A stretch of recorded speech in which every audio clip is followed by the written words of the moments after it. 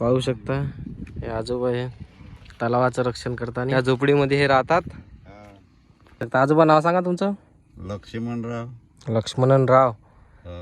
आडनाव भोसेकर. भोसेकर. पा स्वतः मेहनत करून स्वाभिमानानं जगत आहे माणूस. लोक चोऱ्यावर भिडते. हे पाहू शकता इथं आजोबा झोपत असतात. त्याची झोपडी, त्याचा बेड पहा, त्याच्या खालचं नियोजन पहा. हे बघा त्याचा याले म्हणते स्वाभिमानी मराठी माणूस. झुकेगा नाही साला.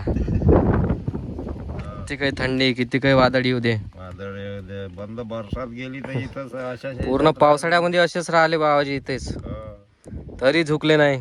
तरी नाही. समाज मंदिरात येऊन झोपत जा म्हणे मला. कशाला झोपू म्हणा, माझं काम इथं आहे. गाववाले म्हणलं हो इथंच झोपतो मी. नाही बरोबर आहे तुमचं. हो तुमच्या कामाप्रती तुम्ही एकनिष्ठ आहे. एकनिष्ठ आहे. मग जेवढं काम दिलं तेवढं करायचं म्हणजे करायचं. लोक काय अमेज दाखवतेस. पण पहा ना तुमची झोपडी मस्त बनवली तुम्ही. नवीन पिढीला का संदेश द्यान तुम्ही. नवीन पिढी आता आमची बरोबरी नाही करू शकत. नाही तर करू शकत, पण काय संदेश द्यान तुमच्या एवढ्या वर्षाच्या म्हणजे एक्सपिरियन्स न तुम्ही का संदेश द्यान. कोणत्या गोष्टीपासून दूर राहायचं. आता साऱ्याच गोष्टीपासून दूर राहावं लागते. कोणत्या कोणत्या तरी. हे अपघाती करणं. हा अजून मरणं, कोणा सांगा झगडा भांडण. हा झगडा भांडण हे खूप चांगला संदेश दिला. अजून कोणता संदेश देऊ शकता आजकालच्या पिढीले.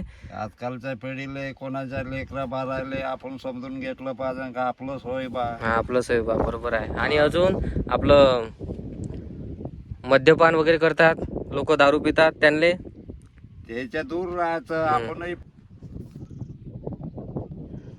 पोळी बनवता.